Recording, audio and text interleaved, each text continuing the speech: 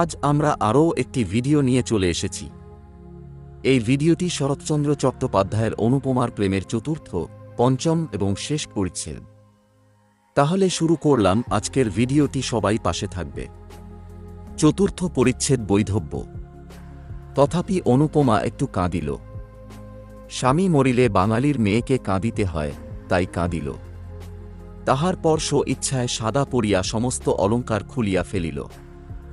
জননী কাঁদিতে কাঁদিতে বলিলেন, অনু, তোর এ বেশ তো আমি চোখে দেখতে পারি না, অন্তত হাতে এক জোড়া বালাও রাখ। তা হয় না, বিধবার অলঙ্কার পরতে নেই। কিন্তু তুই কচি মেয়ে। তাহা হোক, বাঙালির মেয়ে বিধবা হইলে কচি বুড়ো সমস্ত এক হইয়া যায়।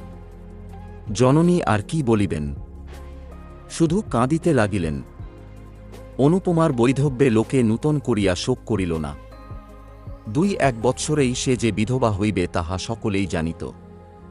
কেহ বলিল, মরার সঙ্গে বিয়ে দিলে কি আর সধবা থাকে। কর্তাও এ কথা জানিতেন, গৃহিণীও বুঝিতেন, তাই শোকটা নূতন করিয়া হইল না।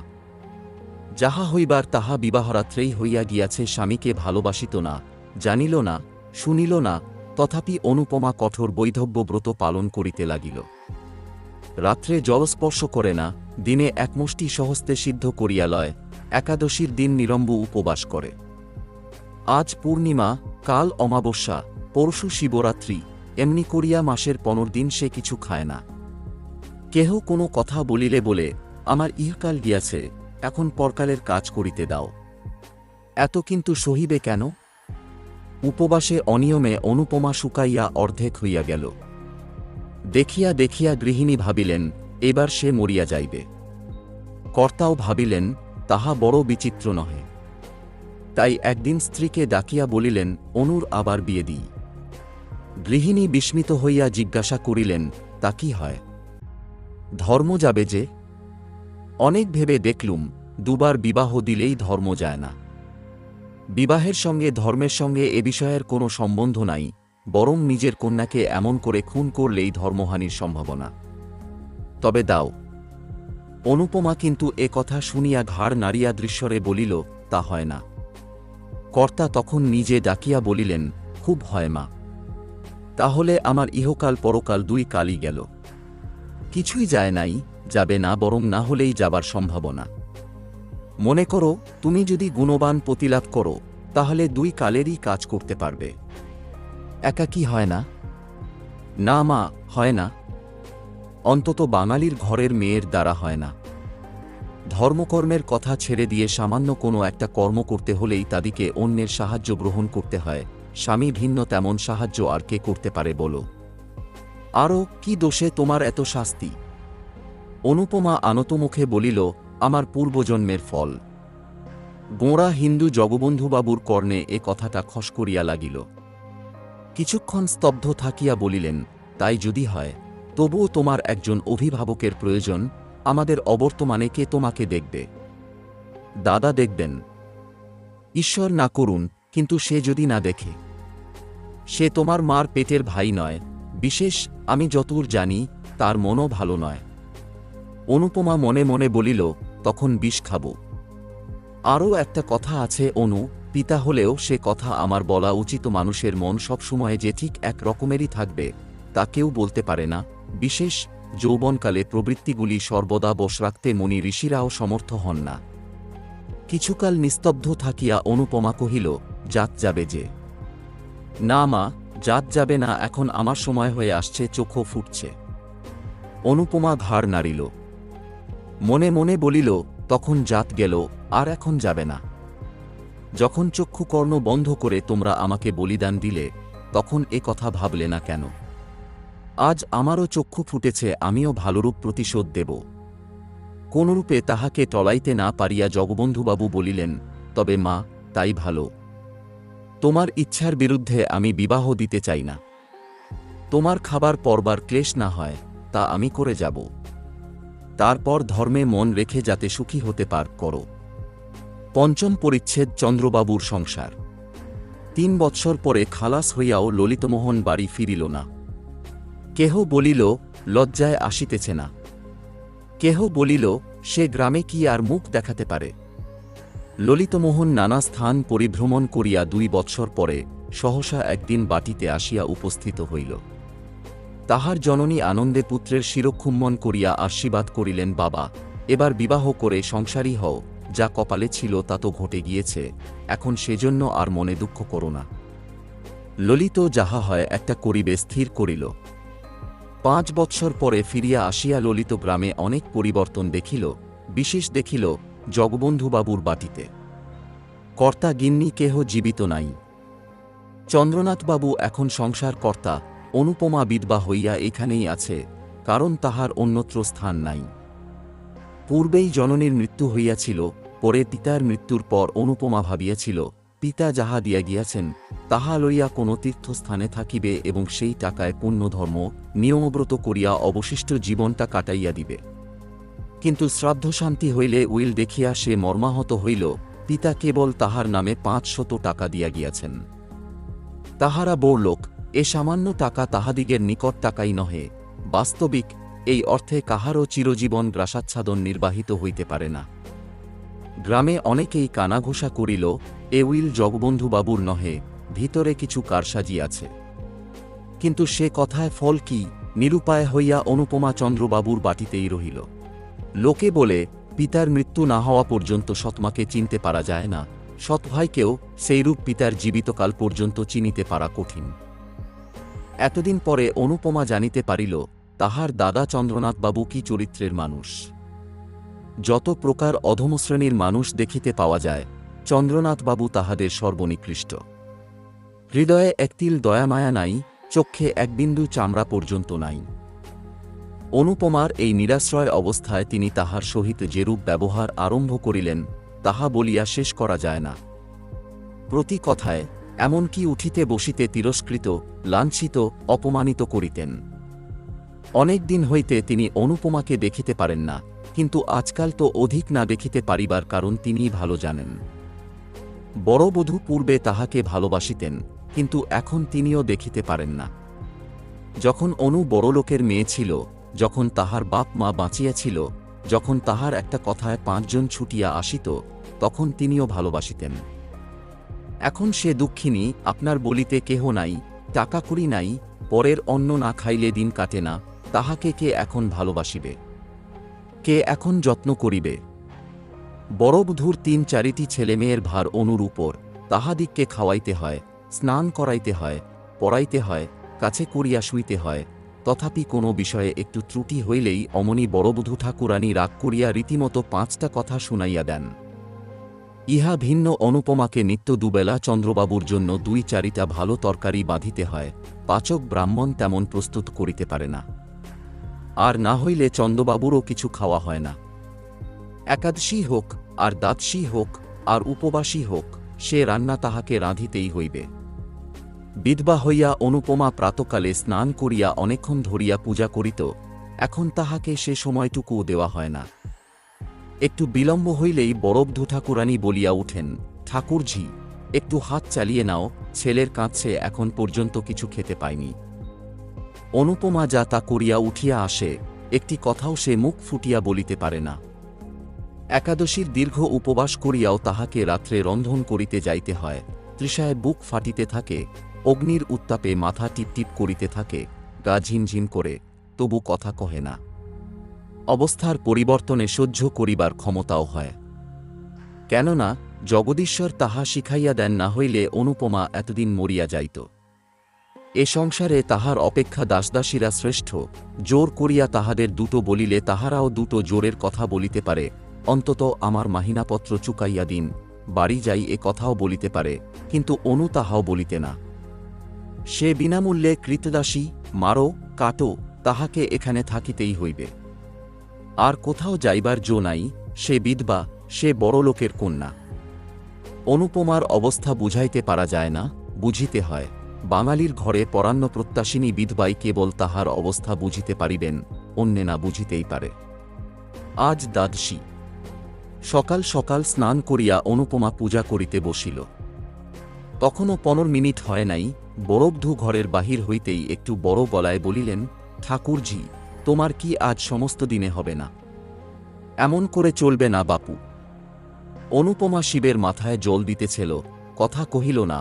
বড়বধূ 10 মিনিট পরে পুনর্বার ঘুরিয়া আসিয়া সেইখান হইতেই চিৎকার করিলেন, অত পুণ্যি ছালায় আঁটরে না গো, অত পুণ্যি করো না, আর অত পুণ্যি ধর্মের শখ থাকে তো বনে জঙ্গলে গিয়ে করগে, সংসারে থেকে অত বাড়াবাড়ি সইতে পারা যায় না। তথাপি অনুপমা কথা কহিল না। বড় বউ দ্বিগুণ চেঁচাইয়া উঠিলেন, বলি কেউ খাবে দাবে না না। অনুপমা হস্তস্থিত বিল্বপত্র নামাইয়া রাখিয়া বলিল, আমার অসুখ হয়েছে, আজ আমি কিছু পারব না। পারবে না? তবে সবাই উপোস করুক। কেন, আমি ছাড়া কি লোক নেই? ঠাকুরের কি হল? তার জ্বর হয়েছে আর উনি ঠাকুরের রান্না খেতে পারেন না? পারেন তুমি রেঁধে দাওগে, আমি রাঁধব। মাথার যন্ত্রণায় প্রাণ যায়, একটা কবিরাজ 24 ঘণ্টা আমার পিছনে লেগে আছে আর আমি আগুনের তাতে যাব। অনুপমা জ্বলিয়া উঠিল, বলিল, তবে সবাইকে উপোস করতে বলোগে। তাই যাই, তোমার দাদাকে এ কথা জানাই গে। আর তোমার অসুখ হবে কেন? এই নিয়ে ধুয়ে এলে এখনই গিলবে কুটবে, আর বড় ভাইকে একটু রেঁধে খাওয়াতে পারো না? না, পারিনে। বড় বউ, আমি তোমাদের কেনা বাঁধি নই যে যা মুখে আসবে তাই বলবে। আমি এসব কথা দাদাকে জানাব। বড় বউ মুখভঙ্গি করিয়া বলিল, তাই জানাও গে, তোমার দাদা এসে আমার মাথাটা কেটে নিয়ে যাক। অনুপমা কিছুক্ষণ স্তব্ধ হইয়া রহিল, তাহার পর বলিল, তা জানি, দাদা ভালো হলে আর তোমার এত সাহস কেন? তিনি করেছেন কি? খেতে দিচ্ছেন, পড়তে দিচ্ছেন, আবার কি করবেন? সত্যি সত্যি তো আর আমাকে তাড়িয়ে দিয়ে তোমায় মাথায় করে রাখতে পারেন না, এজন্য আর মিছে রাগ করলে চলবে কেন?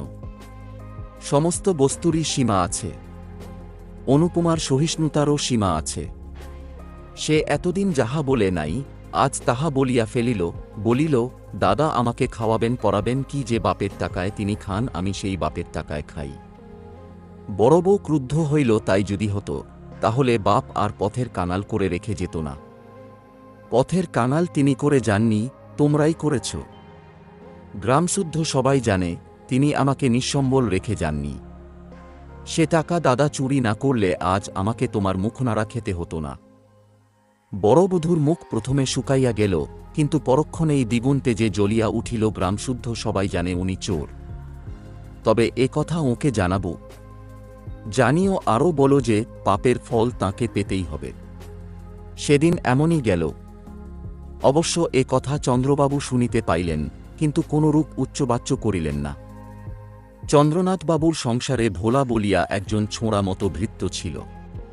5-6 দিন পরে চন্দ্রবাবু একদিন তাহাকে বাটির ভিতর ডাকিয়া আনিয়া বেদম প্রহার করিতে লাগিলেন। চিৎকার শব্দে অন্যান্য দাসদাসীরা ছুটিয়া আসিল, তখনও অসম্ভব মার চলিতেছে। অনুপমা ঘরের ভিতর পূজা করিতেছিল, পূজা ফেলিয়া সে ও ছুটিয়া আসিল। ভোলার নাক মুখ দিয়া তখনও রক্ত ছুটিতেছিল। অনুপমা চিৎকার করিয়া উঠিল, দাদা করো কি, মরে গেল যে। চন্দ্রবাবু খিঁচাইয়া উঠিলেন, আজ বেটাকে একেবারে মেরে ফেলব। তোকেও সঙ্গে সঙ্গে মেরে ফেলতাম, কিন্তু শুধু মেয়ে মানুষ বলে তুই বেঁচে গেলি। আমার সংসারে এত পাপ আমি বরদাস্ত করব না।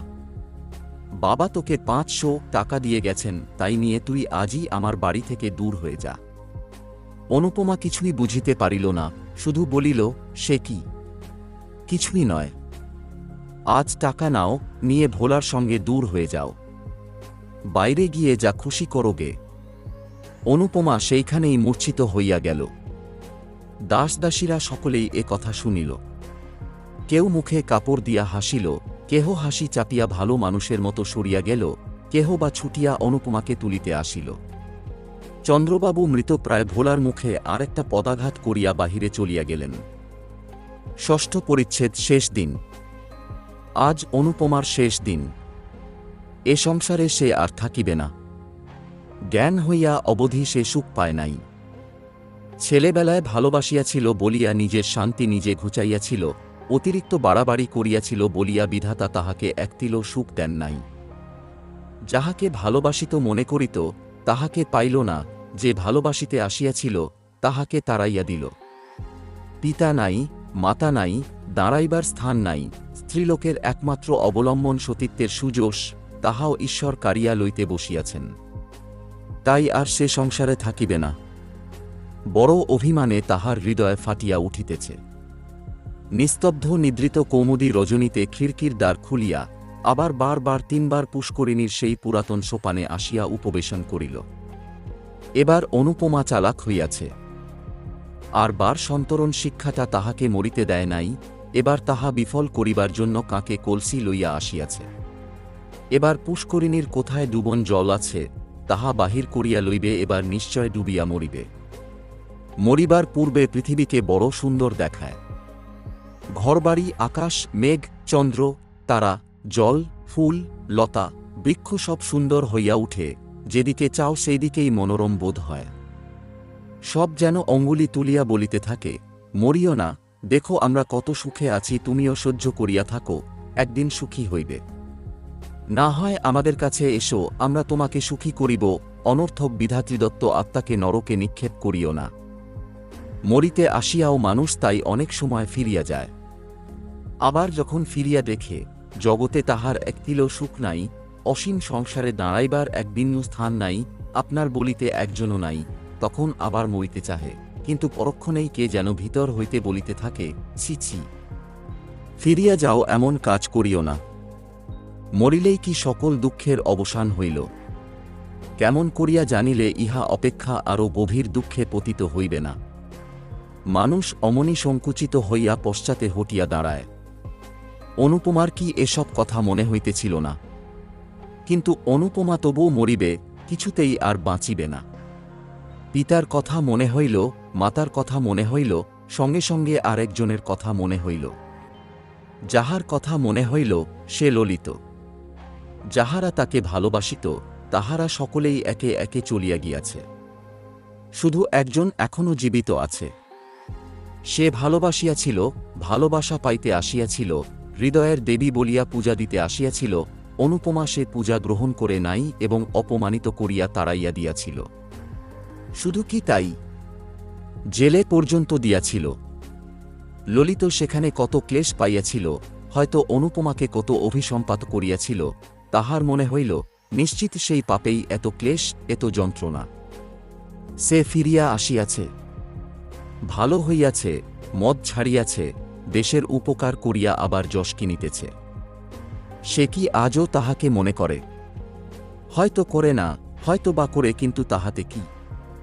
তাহার যে কলঙ্ক রটিয়াছে তিনি কি তাহা শুনিয়াছেন? যখন গ্রাম্যয় রটিবে যে আমি কলঙ্কিনী হইয়া ডুবিয়াছি, কাল যখন আমার দেহ জলের উপর ভাসিয়া উঠিবে, ছি ছি, কত ঘৃণায় তার ওষ্ঠ কুঞ্চিত হইয়া উঠিবে। অনুপমা অঞ্চল দিয়া গোলদেশে কলসি বাঁধিল। এমন সময় কে একজন পশ্চাৎ হইতে ডাকিল, অনুপমা। অনুপমা চমকাইয়া ফিরিয়া দেখিল একজন দীর্ঘাকৃতি পুরুষ স্থির হইয়া দাঁড়াইয়া আছে। আগন্তুক আবার ডাকিল। অনুপমার মনে হইল এ স্বর আর কোথাও শুনিয়াছে, কিন্তু স্মরণ করিতে পারিল না। চুপ করিয়া রহিল। অনুপমা, আত্মহত্যা করো না। অনুপমা কোনো কালেই বিড়ান্ত লজ্জাবতী লতা নহে।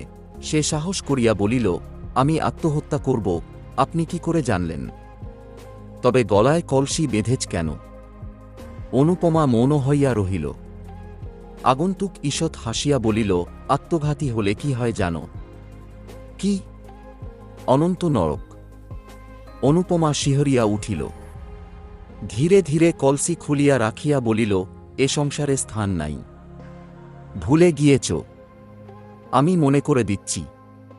প্রায় 6 বছর পূর্বে ঠিক এইখানে একজন তোমাকে চিরজীবনের জন্য স্থান দিতে চেয়েছিল, স্মরণ হয়? অনুপমা লজ্জায় রক্তমুখী হইয়া বলিল, হয়। এ সংকল্প ত্যাগ করো। আমার কলঙ্ক রটেছে, আমার বাঁচা হয় না। মরলেই কি কলঙ্ক যায়? যাক না যাক, আমি তা শুনতে যাব না। ভুল বুঝেছ অনুপমা। মরলে এ কলঙ্ক চিরকাল ছায়ার মতো তোমার নামের পাশে ঘুরে বেড়াবে। বেঁচে দেখো, এ মিথ্যা কলঙ্ক কখনো চিরস্থায়ী হবে না। কিন্তু কোথায় গিয়ে বেঁচে থাকব? আমার সঙ্গে চলো। অনুপমার একবার মনে হইল তাহাই করিবে। চরণে লুটাইয়া পড়িবে, বলিবে, আমাকে ক্ষমা করো। বলিবে, তোমার অনেক অর্থ, আমাকে কিছু ভিক্ষা দাও, আমি গিয়া কোথাও লুকাইয়া থাকি। পরে অনেকক্ষণ মৌন থাকিয়া ভাবিয়া চিন্তিয়া বলিল, আমি যাব না। কথা শেষ হইতে না হইতে অনুপমা জলে ঝাঁপাইয়া পড়িল। অনুপমার জ্ঞান হইলে দেখিল সুসজ্জিত হর্যে পালঙ্কের উপর সে শয়ন করিয়া আছে। পার্শ্বে ললিতমোহন। অনুপমা চক্ষুরুন্মিলন করিয়া কাতরস্বরে বলিল, কেন আমাকে বাঁচালে? আজকে আমাদের অনুপমার প্রেমের গল্পটি শেষ হল। তোমাদের এই গল্পটি কেমন লাগলো জানাবেন। এইরকম আরও ভিডিও শোনার জন্য আমাদের পাশে থাকবে।